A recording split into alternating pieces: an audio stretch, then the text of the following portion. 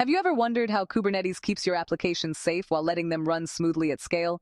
How does it make sure a pod can only do what it's supposed to and nothing more? Well, that's exactly what we're diving into today. Welcome to Bluehat Cybersec Academy. Kubernetes, often called K8s, has completely transformed the way organizations deploy, scale, and manage containerized applications. Its flexibility and scalability are truly impressive. But, as the saying goes, with great power comes great responsibility, especially when it comes to security. One of the most critical aspects of Kubernetes security is managing workload permissions through security policies.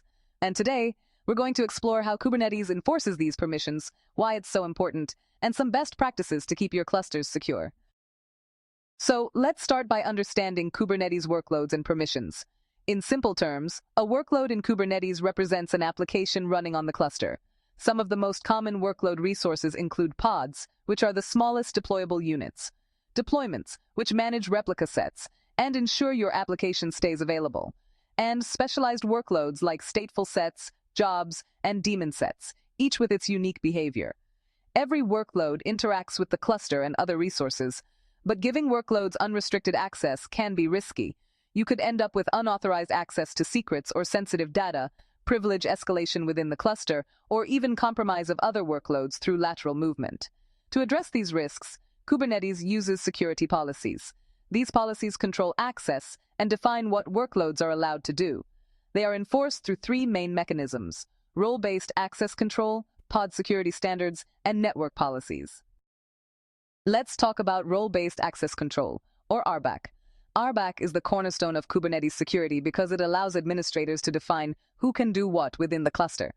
There are a few key components here. A role defines a set of permissions, such as get, list, or create, within a namespace. A cluster role is similar but applies cluster-wide. Role bindings grant a role to a user, group, or service account within a namespace, while cluster role bindings grant a cluster role across the entire cluster. For workloads, the most important concept is the service account. Each pod runs under a service account, which acts as its identity in the cluster. By binding roles to service accounts, you enforce the principle of least privilege, giving pods only the permissions they truly need.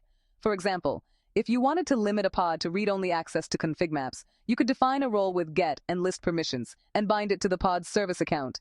This ensures that MyApp pods cannot modify config maps, preventing both accidental and malicious changes.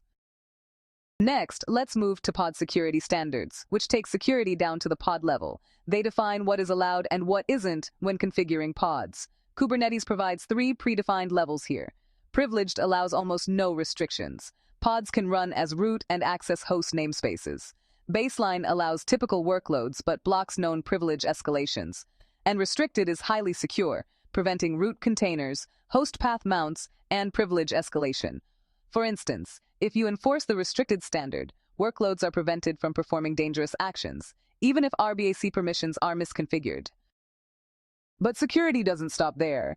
Even if RBAC and pod security standards are perfectly configured, workloads could still communicate with other pods or services they shouldn't. That's where network policies come into play. They control pod-to-pod communication and external access. For example, imagine you have a front-end pod that should only receive traffic from back-end pods.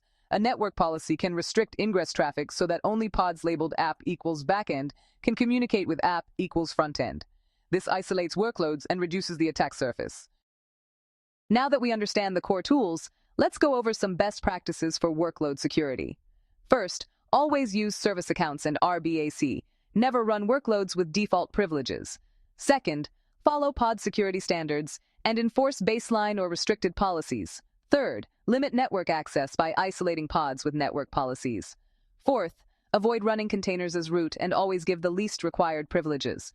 Fifth, regularly audit permissions using tools like Kubebench or Kubescape to detect misconfigurations. And finally, use namespaces to segment and isolate sensitive workloads. So, what does this all mean in practice? Kubernetes offers a robust framework for managing workload permissions. By combining RBAC for identity, pod security standards for container behavior, and network policies for communication, you can enforce least privilege, prevent privilege escalation, and isolate workloads effectively. Security in Kubernetes isn't just about applying policies. It's about auditing, monitoring, and continuously improving your cluster. Understanding and leveraging these controls allows you to deploy workloads confidently, without compromising safety or functionality. And remember, securing Kubernetes is a layered approach. RBAC, pod security standards, and network policies work together to protect your workloads and your business.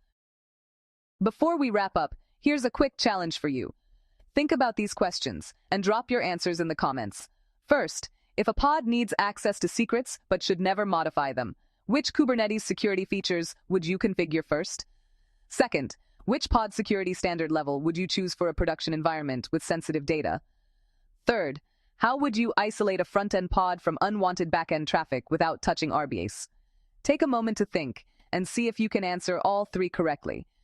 If you found this video helpful, don't forget to like, share, and subscribe. And check out our cloud security playlist, where we dive deep into securing modern cloud-native applications like this one.